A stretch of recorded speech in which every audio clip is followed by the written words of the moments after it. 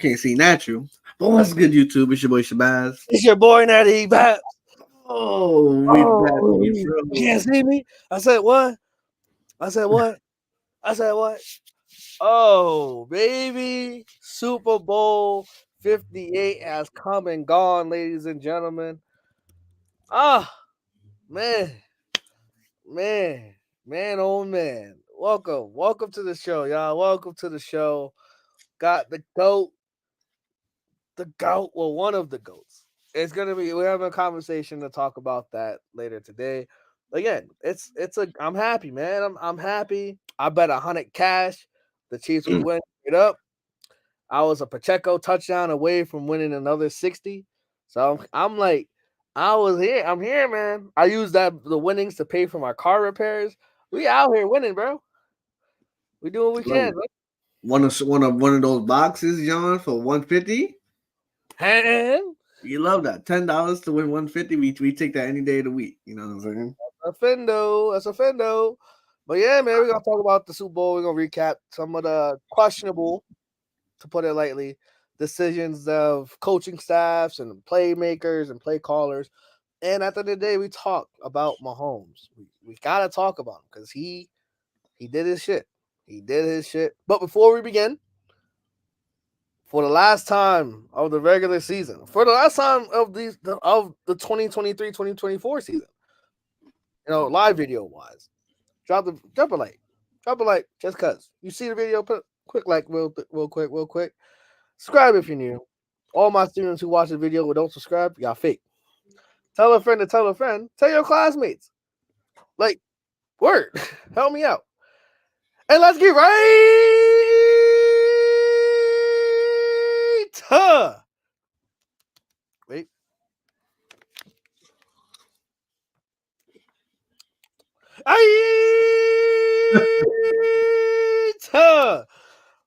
Woof. Super Bowl 58. You want to do that first, or you want to talk about the days leading up to it in terms of the awards and the Hall of Fame class and other stuff like that? You can talk about the game first. All right. Game kind of primary. So Chiefs win 25-22. My analysis of the game is the 49ers not that I'm not gonna say the Chiefs won it, more so the 49ers lost it. Multiple instances where they're up 10 should have been like foot on necks and let's drag it out and catch it up. Brock Purdy saying he had a good game. He did not. He was like 3 for 12 on third down. Terrible decisions. Checking down too much instead of getting Brandon Ayuk involved and Kittle involved. I think Kittle had like 3 catches the whole game, and there was like one of those was a clutch 4th down conversion. Ayuk had every time he touched the ball, he made stuff happen, but there weren't enough play calls for that man. And now he might leave because he's a free agent. Christian McCaffrey balled out, and I think they bounced back from that early fumble, that first drive fumble. That's momentum right there, but they got the stop, and then they ended up calling it Pacheco fumble. It was himself, so it was a wash there. But the thing that kills the most, because the Chiefs were not driving at all. Like, they were definitely stalled a lot. That muff punt. Muff punt happens, and instead of just falling on it, the guy wanted to be the hero. And he ended up being the villain. Like, dude, you don't do those kinds of things. Well, with the muff punt, it hit the guy's ankle. Okay, but you still saw that on the floor. Like, why are you still not just falling it? You know how hard it is to fall on a football, bro? But he didn't even try. That's my thing. He didn't even try. The effort, the lack of effort. Like Cam Newton, he didn't try either. And then there being a freaking fumble recovery, like for the Denver Broncos when it happened. Try effort. That's what we're talking about. And then the Chiefs really scored the play after. So it's those little things that cause, like, you give Mahomes momentum, it's terrible. Drake Greenlaw going out. I felt so bad for him, bro. I felt so bad. A tear almost shed it in my eye because when they showed the replay, I was like, Yeah, once you saw the replay, it was Achilles. Like you already knew when that calf moved. I was like, that's Aaron Rodgers all over again. And it's not like he could come back in freaking September. It's gonna be a while for him to come back. So that's terrible. And I think once they took out because it was already depleted in the back end. Once he went out, I'm not trying to do a thumbs up, but once he went out, Mahomes saw the weak link and he attacked, targeted that guy. He was like 9 for 9 with like a buck something, perfect passer. Like he was cooking that secondary linebacker. Nick Bosa was all over. Chase Young answered the call that you stepped up. Like you need to step up.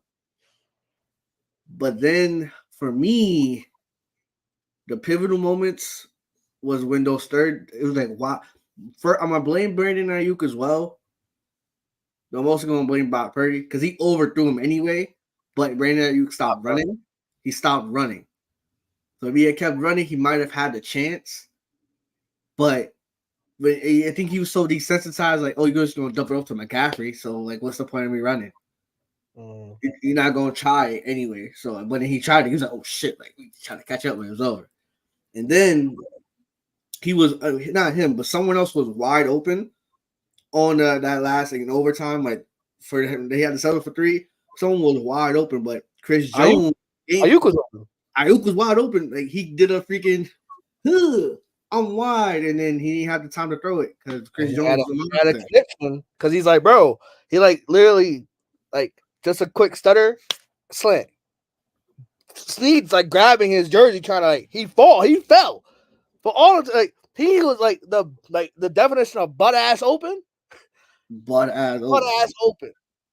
But Chris Jones, you said it. He made the plays. He didn't get any sacks. But when it came down to it, and he made indeed what happened to be made. Yeah, he made it happen. They had one sack the entire game. One in terms of sack allowed, the Niners did. But all that interior pressure, all of that, just like Chris Jones being a Hall of Famer, batting balls down. How many third downs? Like, oh my God, this guy's open. Whoop, nah, give me that shit, nigga.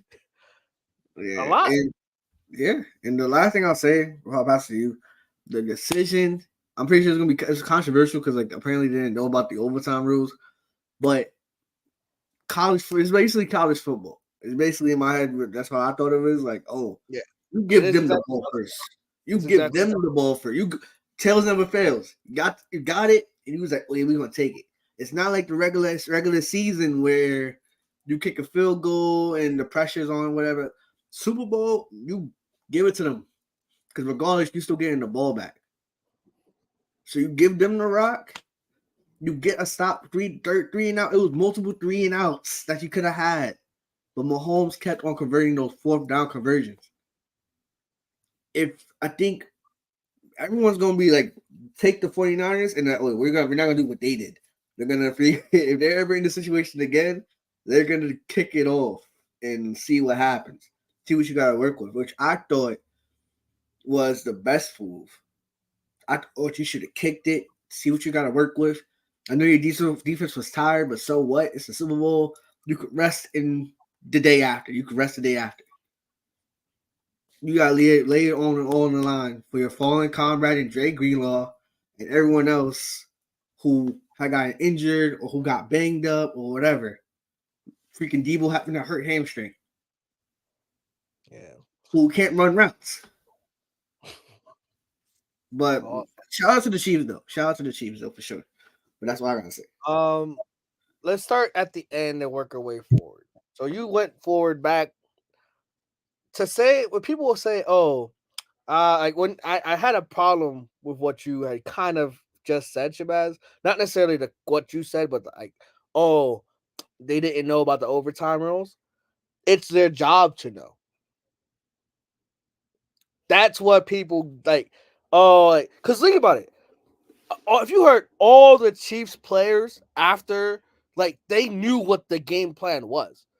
They say, hey, we win the calling toss, we're going to defer. And if they score a touchdown, we're going for 2.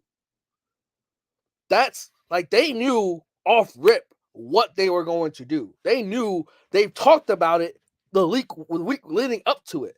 Hey, overtime is different than whatever.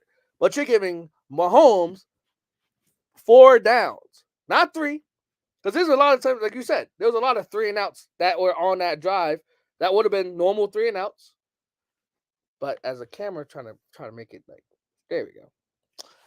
There's a lot of 3 and outs that were potentially on that drive, but what happened? Nope, they had to go for it on 4th down or the game is over. So you give him Mahomes, who's arguably one of the greatest quarterbacks ever, but definitely top 3 at this moment in time, top 3. You're giving him 4 downs instead of 3 to get 10 yards. And it doesn't even matter because if overtime expires, they still have double overtime. They still have that. They're still in the middle of the first possession. So time didn't matter. Downs didn't matter. You're literally putting Mahomes in the best position possible. Let him cook with no pressure, basically. Yes, he has to execute and make it happen. And goddamn, the Chiefs did. I was underwhelmed with Pacheco, to be honest. Like, it kind of seemed like the Niners focused on stopping him and stopping the run. Like, I was like, whoa, Pacheco, where you at, my guy? Like, there's no angry runs. There was no he had 59 yards rushing, about 18 carries. That's 3 yards a carry. Mahomes, he 66 yards rushing, scrambling for his life and doing the thing, making it. Hey, he a black quarterback. You feel me? Black power. But so there's that. And then, of course, 3 for 12 on 3rd down ain't it. And I saw something. Thank you for Twitter. Let me pull it up. I have it on my bookmarks. In the second half, okay, more accurately in the 3rd quarter. So the Niners are up 10-3. In the 3rd quarter, Christian McCaffrey has 2 carries in the entire quarter for 5 yards. Brock Purdy, he went 4 for 10 for 25 yards and ran for 4 yards. Like, bro, what? And Mahomes threw a pick. Yeah, he threw a pick and nothing happened. And so it's one of those things where Kyle Shanahan is one of the best coaches going right now. But same thing happened when they're up 28-3 in Atlanta. You stopped running the ball. Christian McCaffrey, for all intents and purposes, probably would have won MVP of the Super Bowl. This guy had, as I look at it now, he had 80 yards rushing, 80 yards receiving, and a touchdown. And the touchdown came off a trick play that Brock Purdy didn't even throw. So it was either going to be Christian McCaffrey or Juwan Jennings who threw that touchdown, the crazy play, and then he also caught one as well. So it's one of those things where it's like, bro, why stop feeding the guy that got you there? And again, we always do our shows on Tuesdays. So it's always like, especially with the playoffs, you've had time to digest and you have time to listen to other people. So if we say something that somebody else said, hey, don't shoot the messenger. But my biggest pet peeve is they kind of did the Pete Carroll situation from 2014, where they didn't want to give it to to Beast Mode, Marshawn Lynch. They said Russell Wilson's going to be the hero. And all season, Christian McCaffrey was the team. He's the MVP. And in the Super Bowl, they want to change it. Now, again, he had 22 carries for 80 yards, right? But Christian McCaffrey had 22 carries. Brock Purdy had 23 total completions. Listen to this target distribution. McCaffrey had 8 targets, and he caught all 8. Ayuk, 3 for 6. Juwan Jennings was 4 for 5. Pretty damn great. Debo, 3 for 11 for 33 yards. 3 for 11. George Kittle, 2 for 3 and 4 yards. It's like at some point, Brock Purdy, he played fine. He wasn't the liability, but he has some culpability because you can't miss 15 throws that change the game. Brandon Ayuk, that touchdown you talked about. Juwan Jennings, even with Chris Jones in his face, he still had a chance to hit Juwan Jennings on a wheel route. Probably go for a touchdown. And it's just like you have to understand you are up 7 in the second half. Yes, the Chiefs go down and score and make it a game, but for the longest time, it was just meh. It was meh, but you didn't do anything in the third quarter. Listen to this. So the Chiefs get the ball first, throw a pick. Then what happens? 4 and out, punt.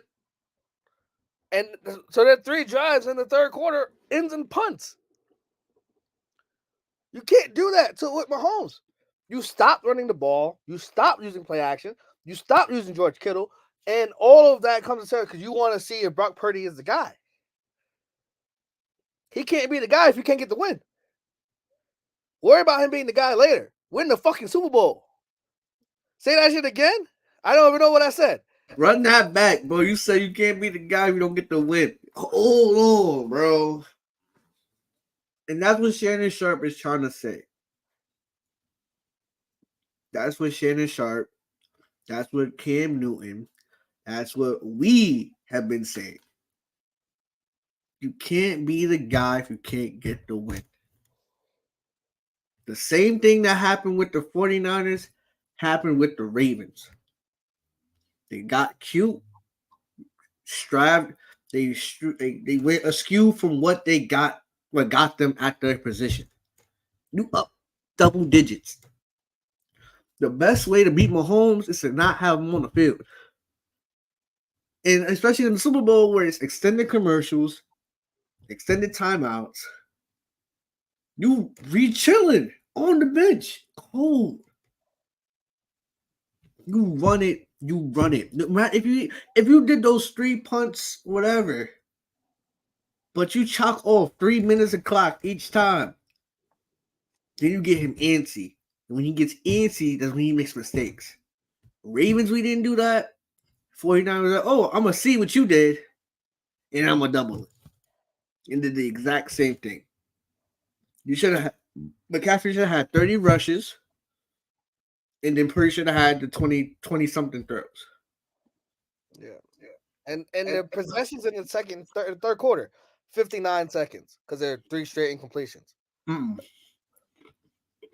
A minute 43, and then a minute. So as you're saying, it's like, yo, if you run the ball, mix in some play action, yeah, you might not get first downs, but you're milking 3 minutes, 4 minutes off the clock. At least 3 minutes.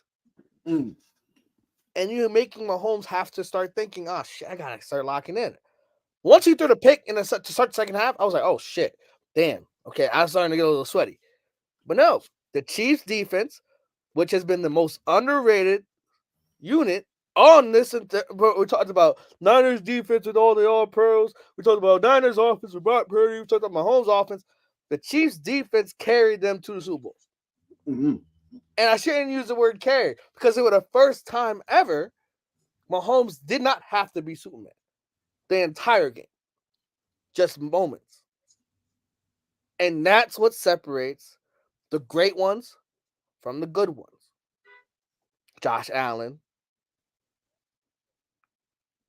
Yes, you have, and this is not a diss at Josh Allen, but all Bills fans and all your coworker and people who just say the Bills got next, no, because although the Ravens lost, it was a competitive game back and forth. The defense of the Ravens held it down, and Lamar just couldn't, strayed from his path. Josh Allen does the same shit every time. He wants to be Superman when he can just be Clark Kent sometimes.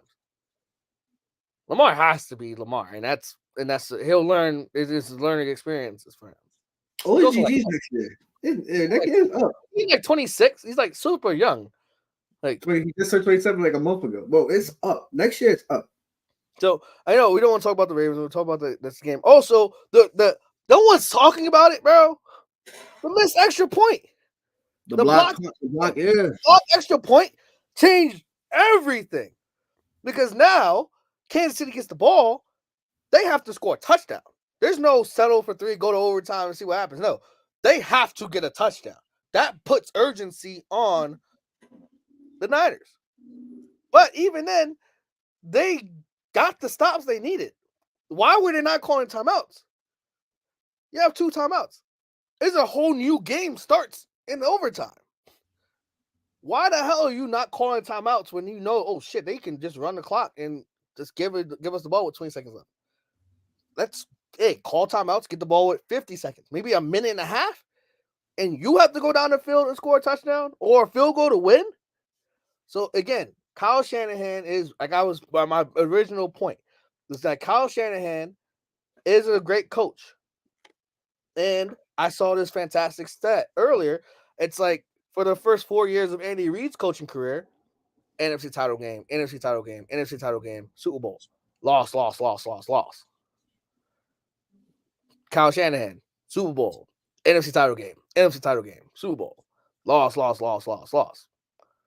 And it's one of those things where Andy Reid wasn't considered a winner until he went to Kansas City and won. Kyle Shanahan, you're a bright mind, but you got to get your play calling when you're up, especially when you're up. You are one of the most front-running coaches of all time, but nobody speaks on it. We got no agenda. We got nobody sponsoring us. We can say what the fuck we want to say. Kyle Shanahan and the Niners are one of the most front-running teams of all time. When they're up, and they can run the ball with Debo and Ayuk and C-Mac and have George Kittle leak out and have a 70-yard touchdown run. Think about all the wins that they had that were blowouts. The Jags game, right? When your defense can just go hunt and go crazy. Yeah, but when it's tight.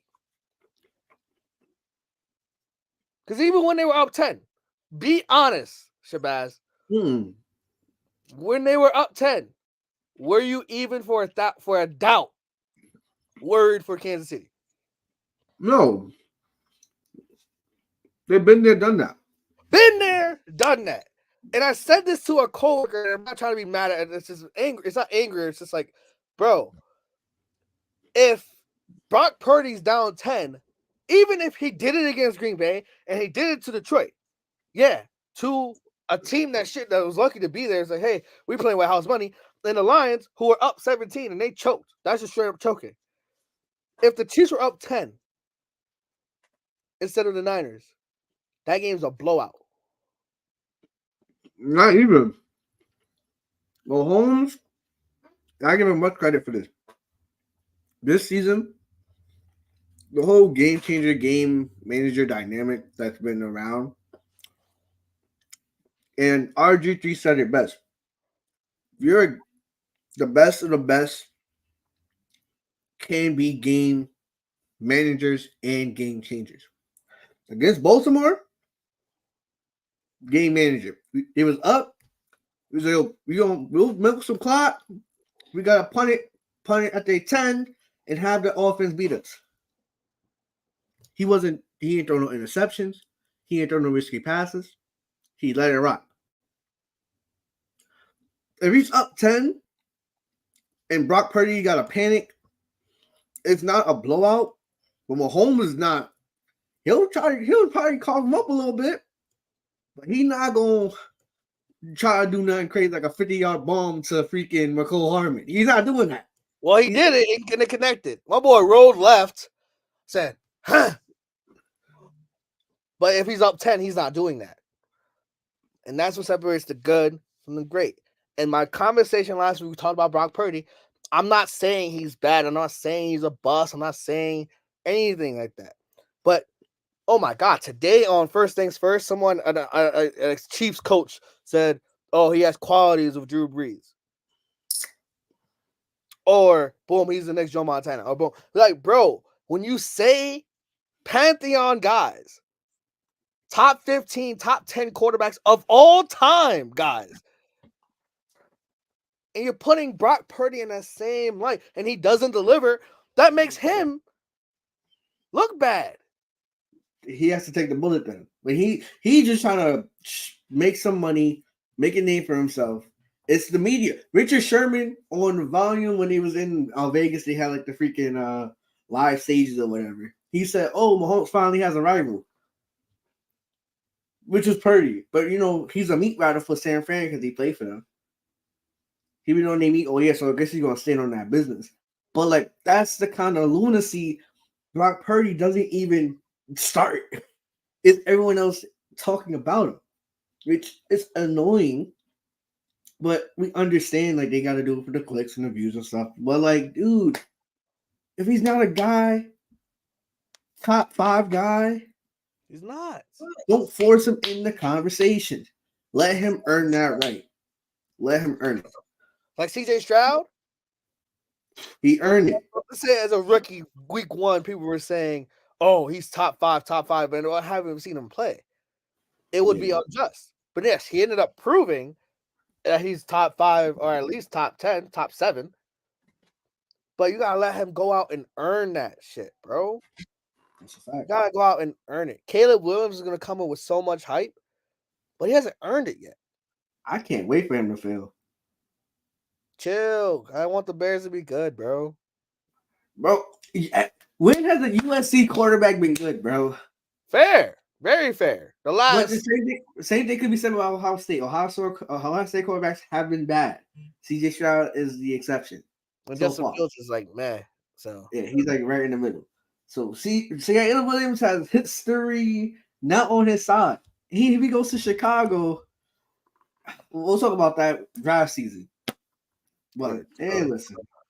I know Super Bowl happened. Chiefs win. I mean, is there any other things you want to mention? I mean, McCole Hardman, by the way, shout out to him because he was on the Jets, couldn't get playing time, couldn't figure it out with Aaron Rodgers. He comes back home to Kansas City, and boom, makes a clutch catch, that 50-yard bomb, and then obviously the game-winning touchdown. Shout out to him. Shout out to 2 years, huh? Ring?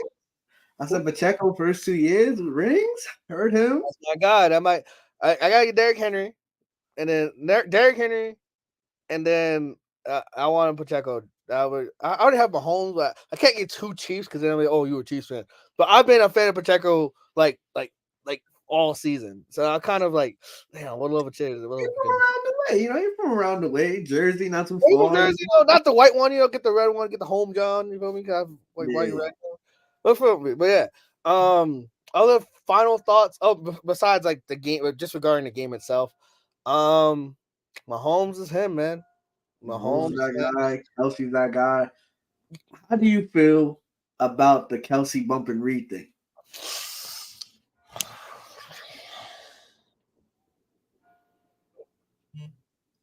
So, I'm gonna preface this by saying, those who wear the gold make the rules, and he is one. He's probably 1 or 1A in terms of Gronk or him. In terms of like the GOAT tight end. Me, I found it distasteful. Yes. Because you knew that the cameras are going to pick it up. If that's their relationship, that's one thing. But Andy Reid, I don't see him like ever like ignite that kind of response from somebody. Even Mahomes. Now I get his frustrations. He's like, "Yo, my girl in the crowd, bro. I gotta put on, son." And I got you there. I got you there. But at the same time, like, if anyone's frustrated, it should be Mahomes. But Mahomes, cool as a cucumber. Cool as a cucumber. Cool. He had that one outburst, like when I think they lost. When they lost the Bills again because of the fucking offsides call, he was pissed off. Rightfully so. And that was probably one of the first times I've ever seen Mahomes act like that. But Travis Kelce is an emotional crybaby. But to be fair, if I'm playing for a Super Bowl and my offense is struggling because I'm not getting the ball, I would understand. So I understand the frustration part. I don't like putting your hands on the coach. Point blank. As long as you don't cross. Point blank, period. You don't put your hands on your coach at all in any sport, in any level. You can have fiery debates and fiery arguments. It's a heated competition. I got that. But you can't put your hands on a coach. And then, again, they covered it up real well. They was like, yo, he's just telling me he loves me. And I was telling him I love him. And because, again, when they won, that's fine. If they had lost, that's a story. That, again, you don't. And I try to tell this to, like, my students when they're like, oh, we're tired of, take off the hood, put your hoods in the locker, put your phones away, da-da-da. You get tired when we tell you to do that stuff. But don't give us ammunition. You know, you're tired of the media talking about you. Don't give them ammunition. You want us to just focus on your football player, right? But you're dating Taylor Swift, and the camera is panning to her for 54 seconds, but it did not feel like 54 seconds. Every time the Chiefs were coming back in the entire second half, it seemed as though any play that happened that was again, that was my original point. I'm like, every time it's non-Kelce, and they show her with Ice Spice or her fine ass and shit like that, and Blake Lively, I'm like, bro, we don't Blake Lively though. Lively, Ryan Reynolds, man. Muscle girl, man. Shout out to Ryan Reynolds, man. Shout out to Ryan Reynolds.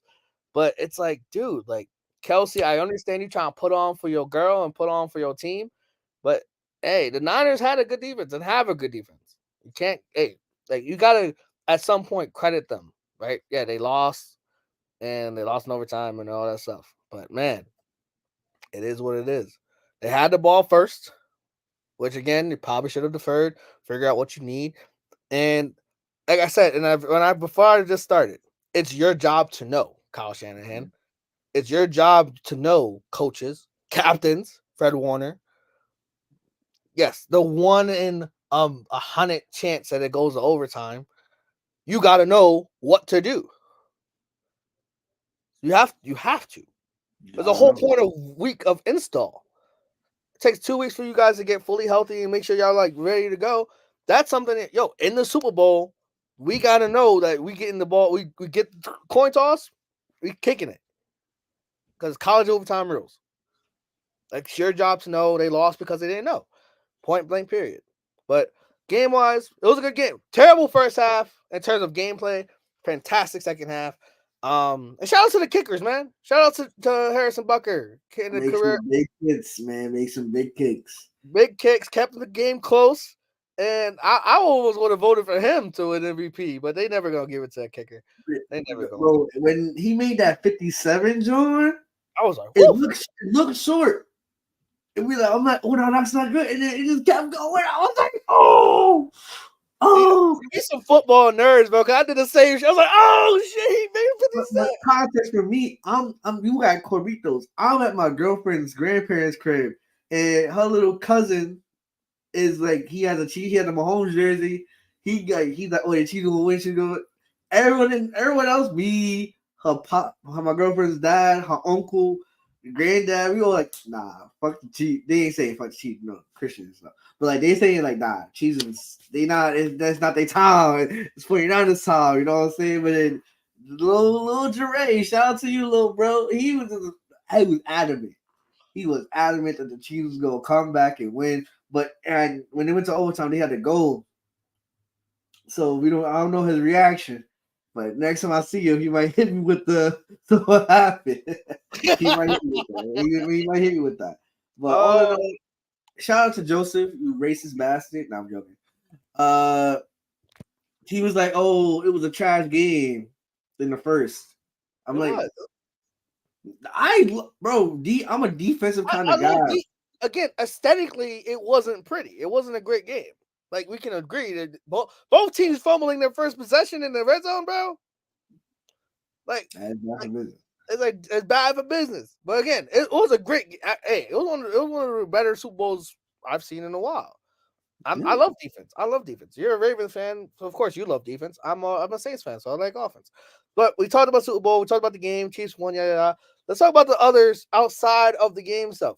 Usher, halftime show, body killed it, bro. I was singing. I knew every song. I was like, bro, we in there. I was like, bro. All right, now again, this is gonna be like the lighthearted part of the show and stuff like that. We talk about commercials. By the way, commercials this year, bad across the board. Ass. It was They had, good. There was one Verizon song with Beyonce. That was heat rock, bro. Before we trying continue, to be viral and shit like that, that was hilarious. It was hilarious. No, I couldn't. And she dropped 2 songs after, like during the Super Bowl, bro. My girl and her sister. Soon as the commercial ended, and she's like, "Oh, I'm gonna drop something, whatever." They on FaceTime. They're like, "Did you hear what she said, bro?" Her sister played it back and hear it correctly, and then she was like, "Oh, you gotta listen to like the songs in the car." I was like, "I already know." Like, all right. So now Beyonce's on her country vibe. Like, all right, my boy, sis. But yeah, other than that, commercial was asses. Yeah. I think there was a Paramount Plus commercial when they were like climbing Mount Everest, whatever, and they needed like a hook thing. So the guy threw Hey Arnold. They took Arnold's head and threw it like a football. That shit, I found that hilarious.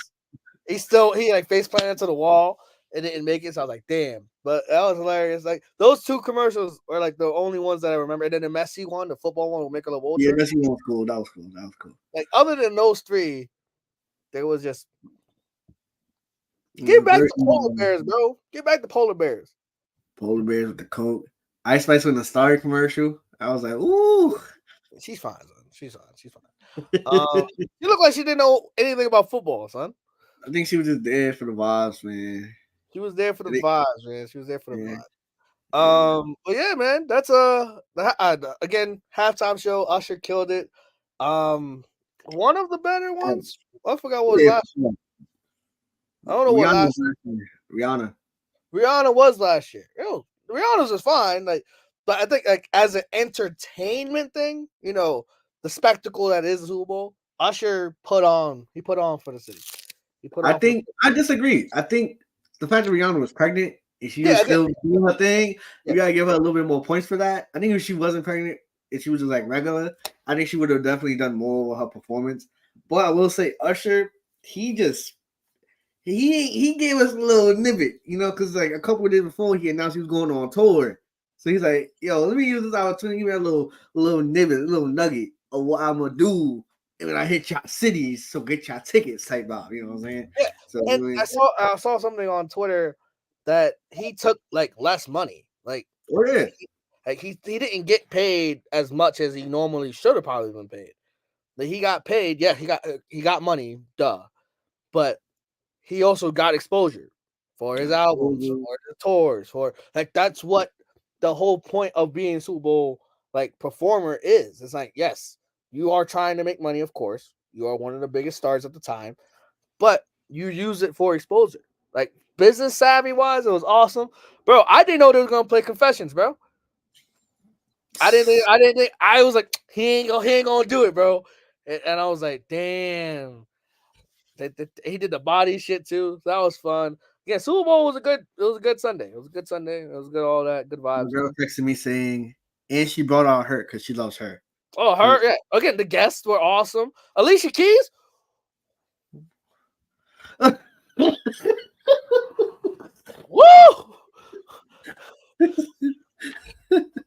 That first note wasn't that. The first note was pretty bad. But if I'm Swiss Beats, bro, yo, Usher, we gotta run the fade, bro. You touching my wife like that, bro? Like that, bro. That's taking how off your shirt and gyrating, bro. What you doing? What you doing? All how the work husbands be like.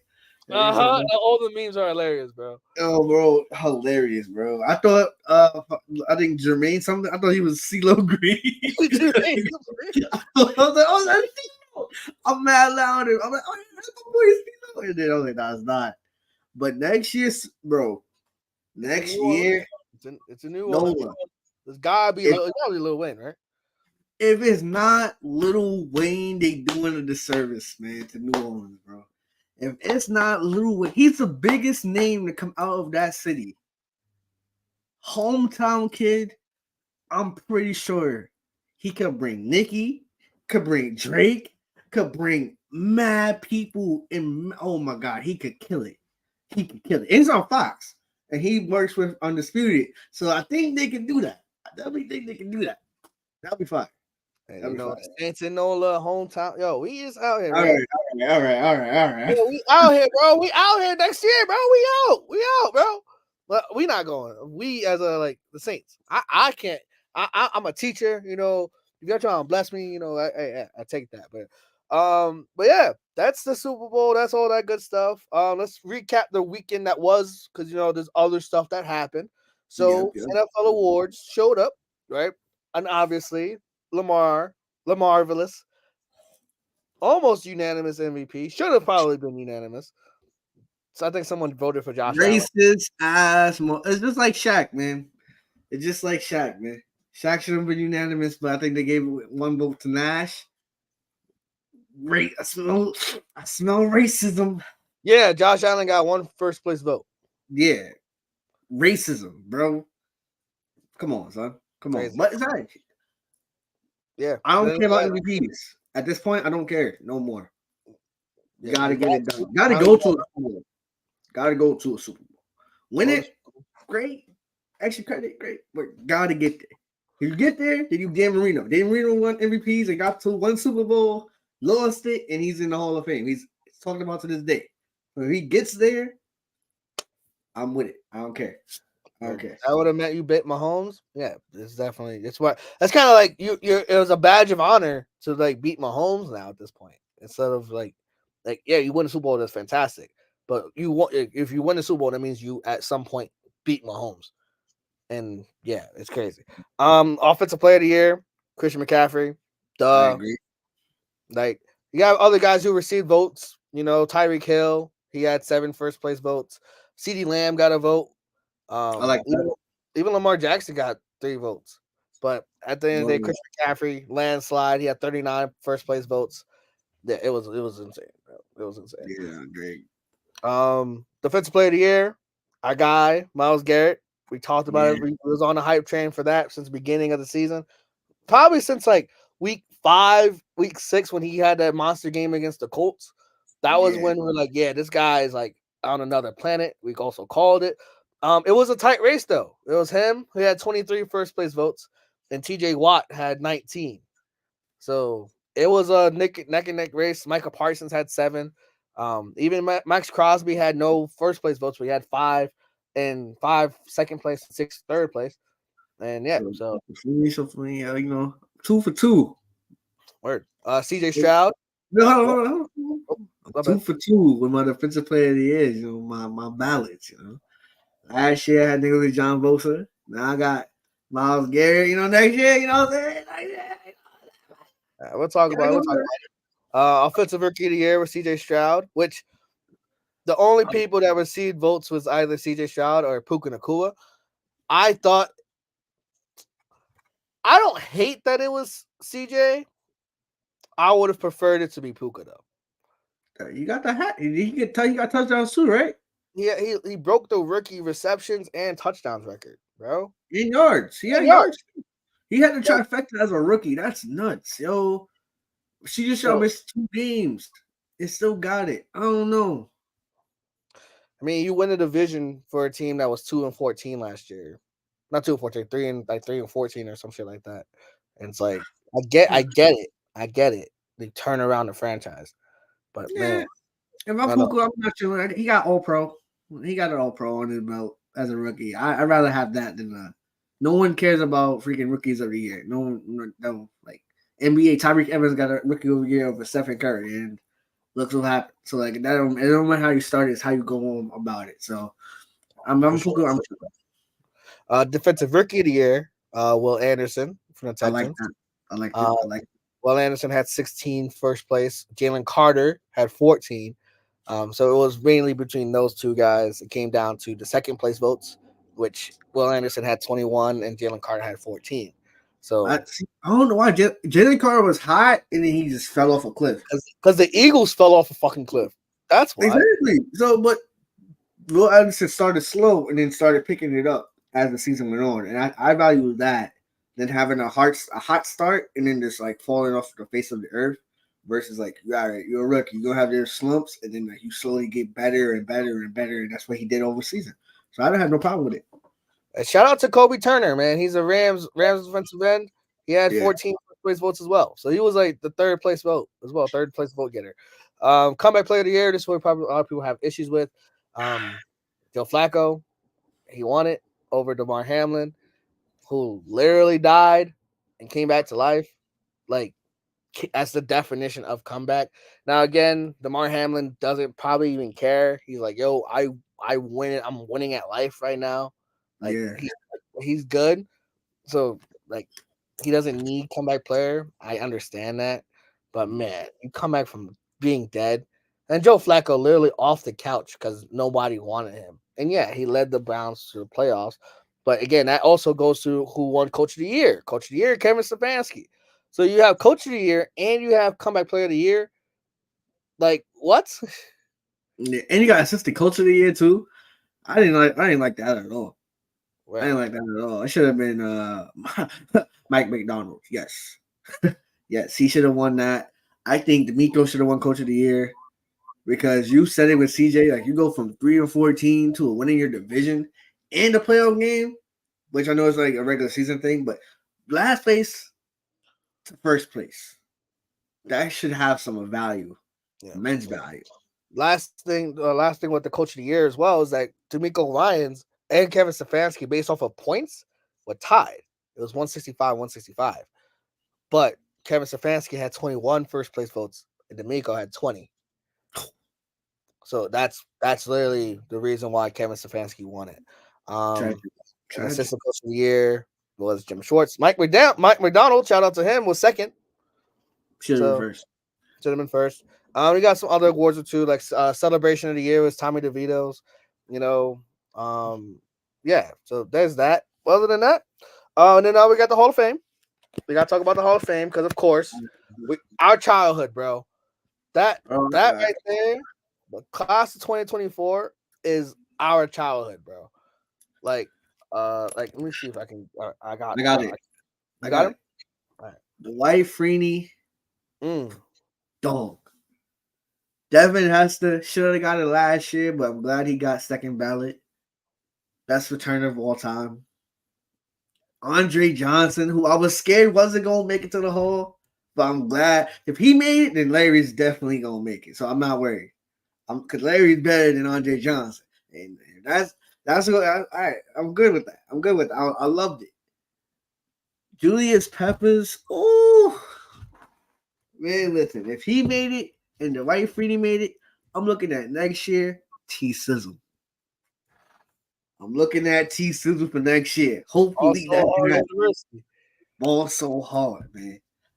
And then the best one, Patrick Willis. Short career because of injuries, but within the time he was playing, he was on par with Ray Lewis. Like, it was Ray Lewis and Patrick Willis. That was who the conversation was. And then when Ray Lewis retired, it was him. And then the guy for next year, Luke Kuechly. It was them two and the top dogs. And then when Patrick Willis retired, it was Bobby Wagner. So, like, bro, it's lineage. It's top class linebackers of generations, bro. I'm so happy. And then you got some Randy Gradishar and Steve McMichael. I don't know who these guys are. Those like old Bears legends, I think, from like the 70s, 80s. No, one of them was one of the 85 Bears. So for me, all right, that's fine. I don't know, but those first 5 people, that's who I'm with.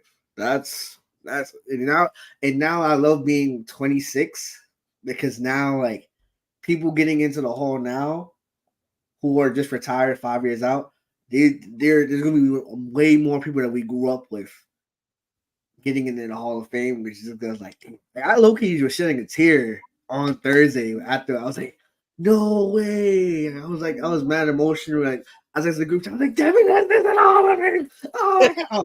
So I was fangirling, like, oh my god, it was crazy. Like, bro, it's really happening. Yeah, It's really and happening. there's like there's a yin and yang to it because the guys that we watched growing up making to the Hall finally, right? Devin Hester made it last year. Andre Johnson, like he made it. Patrick Willis made it, right? But you have guys who didn't make it, like, and they had to wait another year and then make the semifinalists and make the finalists cut and then see what happens. But you got next year, Eli, Luke Kuechly are like the two headliners, T Sizzle, and then you have guys like Reggie Wayne who didn't make it, right? Who again we grew up with him as well. So we have guys that definitely deserve Hall of Fame, but they have to get weight, and then you're gonna get pushed because new guys come in, right? It's like in 2 years, Drew Brees is eligible, and he's first ballot, duh. And there's another guy from our childhood that's gonna get pushed back, And then Brady, he don't have basically his own thing.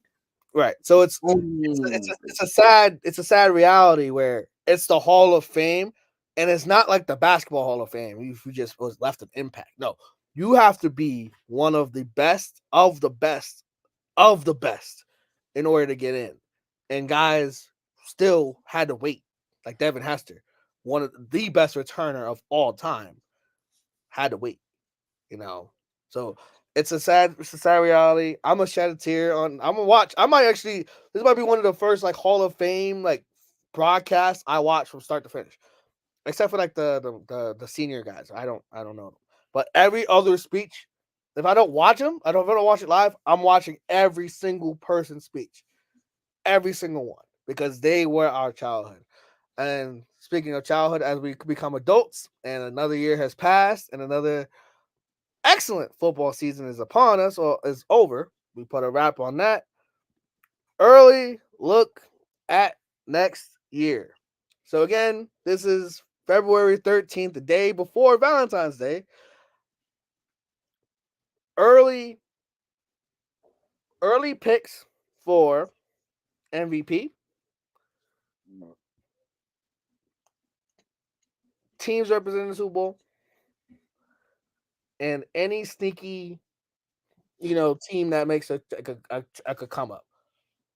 So I say those again. So I put you on the spot because I'm putting myself on the spot as well. Early picks as of 9/24 of MVPs, or those are like give me a couple guys you think are gonna be in the conversation. Teams representing the Super Bowl, and then any frisky teams that you're putting you're putting an alert for now. And I guess the last one would be any team that you think that like was hot this year or made the playoffs that you think as of now won't make it again. Okay. All right, I gotta look at the playoff bracket for that last part.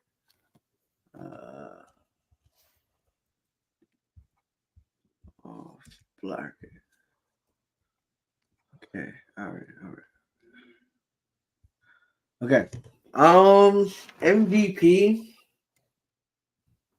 Because it's all about narratives, right? So I'm thinking Burrow. Burrow or Allen is winning MVP.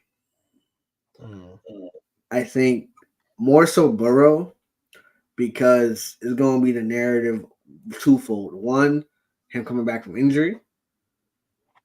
Two, him being propelled as Mahomes' rival because he's the only guy to beat him that's active. So it's like, only one guy could beat him. I would love for Lamar to get another one, but I don't think this. If he ain't win, I don't think he should have won it. I'm glad he did, but I think if you're gonna compare his first MVP to this MVP, I don't know. I like the first one better because stats wise, but in terms of impact, the second one, if he throws for 4,000 and they fuck around and go like 17-0 or like 15 or like 2, whatever like that, then you got to give him the MVP. But like realistically, or even, and I could actually honestly see how Mahomes getting his third MVP. No, I'm until I see it from the NFC quarterbacks. No. And low key, the fourth guy I put in there is CJ. because he's a fan favorite. He's a media darling. So that's 4. And you can even take out Mahomes because like it's not like NBA where like the player fatigue is like kind of like that where like if you get 2, all right, you're doing too much now. That's fine. That's fine. The media loves to find the next guy because if you ever watch it, it's like every other week it's a new guy. That was the whole like the opinion of the season. Like it's a new guy. It's a new guy. Oh my god. So we'll see. Not or a new team. Or a new team. So I think it's CJ, Burrow, or Allen. But if I had to put my vote today, I'm saying Burrow. I'm saying Burrow. What was the second question? Oh, team representatives of the Super Bowl next year. I want to say, Baltimore, of course. Baltimore, of course. Obviously, the fantasy is Baltimore Saints. That's the goal. But I think Baltimore, Detroit. I would love to see. I would love to see Baltimore and Detroit. I think, and then the team to fall off is San Francisco. San Francisco falls off because that Super Bowl hangover happens. It's a thing. It's a real thing. When you lose a Super Bowl, especially the way you lose, they lost it. People leaving. Ayuk is gonna be gone. I'm not staying there.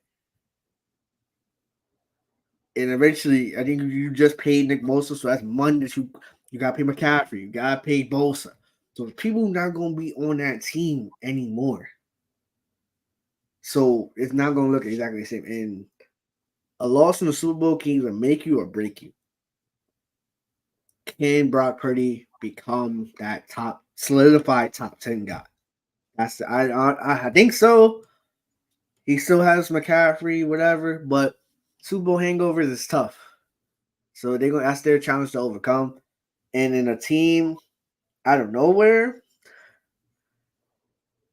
also Like who's gonna have like the Lions esque, like they were good or mediocre, and then like all of a sudden it's like, oh, this team can actually like make some noise. I gotta wait till the draft.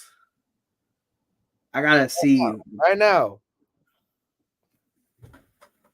Oh, right now, nobody in the AFC. I think the AFC is pretty solidified, and who it's pretty much just the order at that point.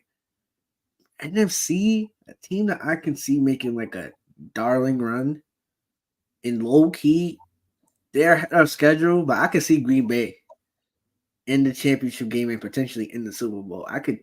They young, they got the experience, and they not paying nobody nothing.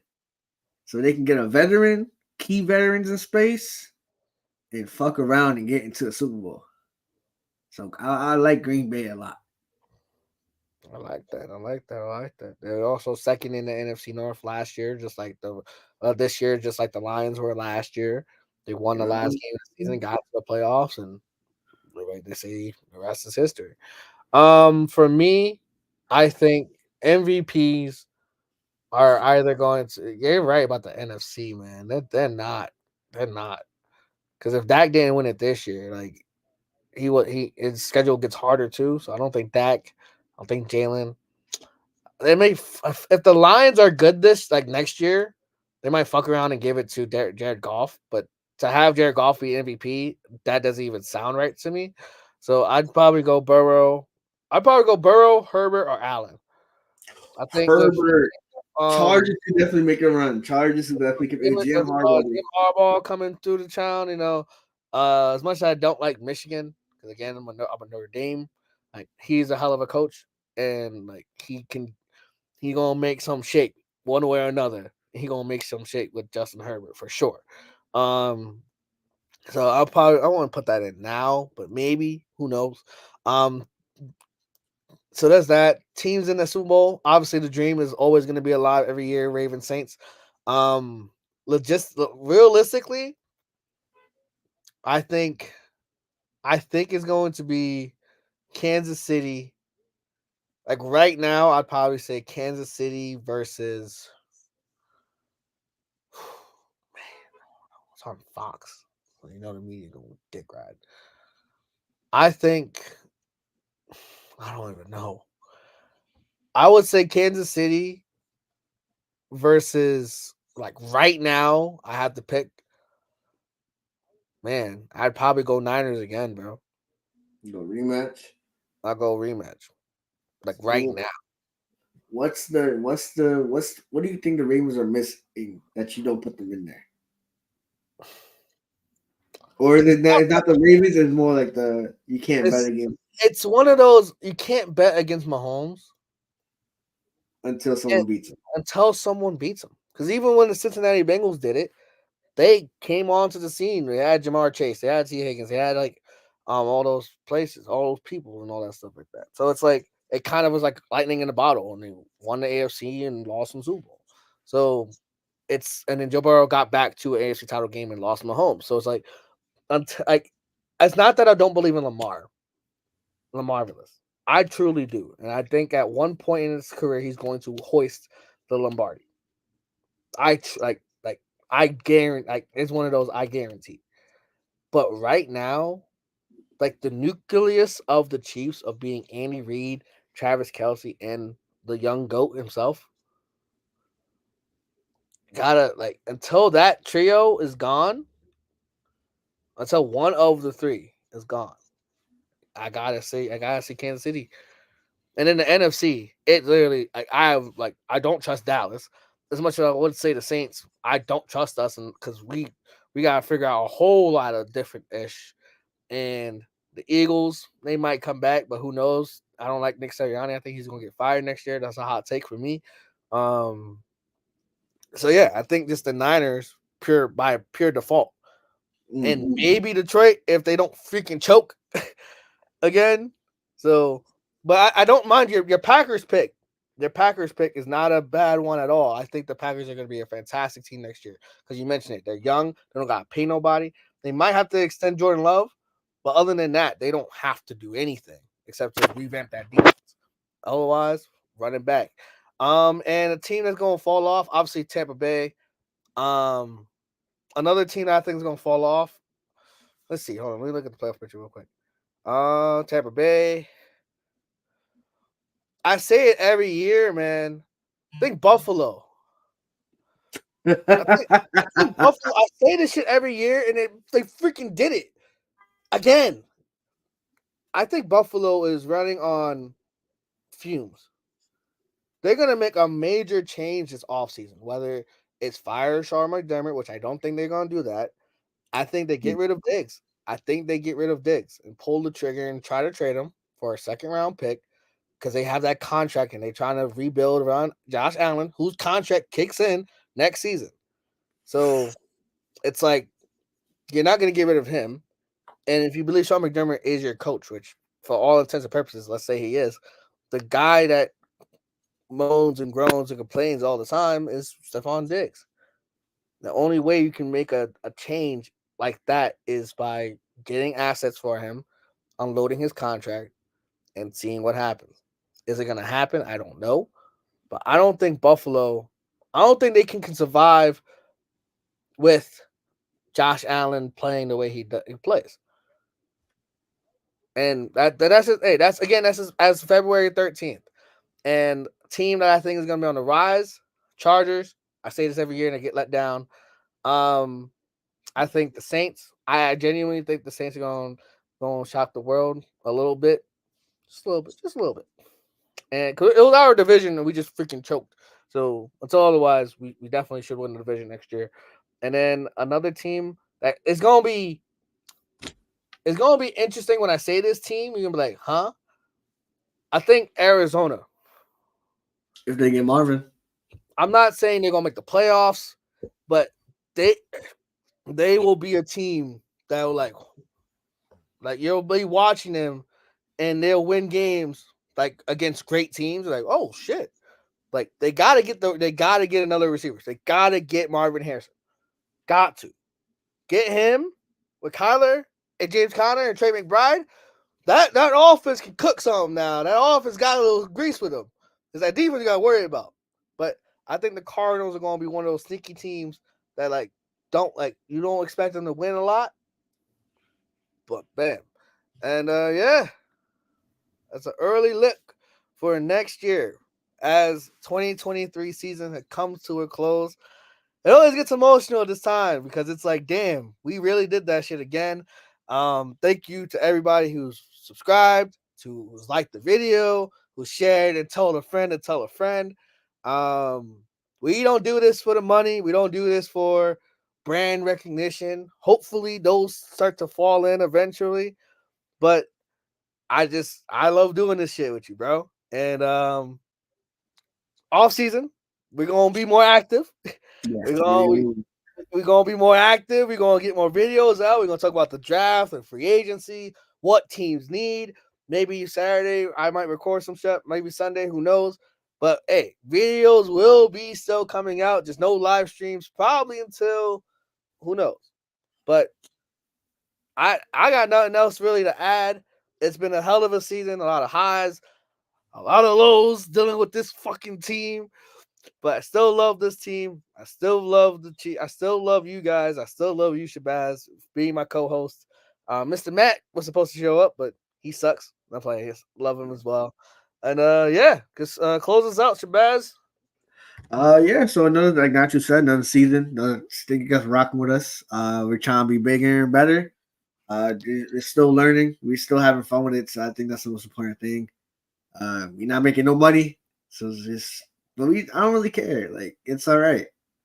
When you do what you want to do, like, you don't care about the consequences. Like, we doing this because Tuesdays and Wednesdays we could be playing Fortnite, we playing 2K or whatever, but we choose to spend an hour and a half, 2 hours talking smack about football.